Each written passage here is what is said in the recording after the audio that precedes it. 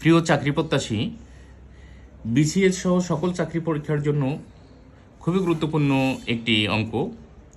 যেমন এটি 14তম বিসিএস সহকারী শিক্ষক 2013, পরিবার পরিকল্পনা অধিদপ্তর 2023 সালে এসেছে।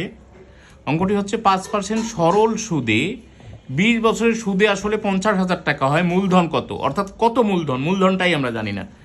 তো এইটা এখানে দেখেন, আমি আপনাদের আগেও 2-3টা অঙ্কে বলেছি যে এই সূত্রটা অবশ্যই আপনারা মুখস্থ রাখবেন। এই সূত্রটা দিয়ে এগুলো অঙ্ক করা যায় সবগুলোই। দেখেন, আই মানে ইন্টারেস্ট, এটা সুদ, পি মানে মূলধন বা আসল, এন মানে সময়, আর আর মানে সুদের হার।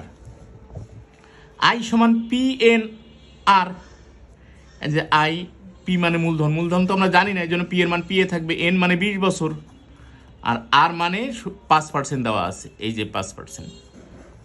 আর কোনো পার্সেন্টকে ভাঙাইলে আপনারা জানেন, এই যে 5/, এখানে 5% আছে, এই জন্য 5/100 হয়েছে।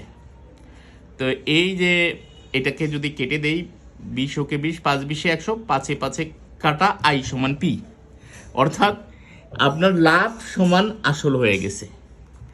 তো আমাদের শর্ত মতে কি আছে যে সুদে আসলে, তো সুদে আসলে 50,000, তো সুদ হচ্ছে আই মানে তো পি, আই এর জায়গায় আবার পি বসাইলাম, আর আসল তো পি এ।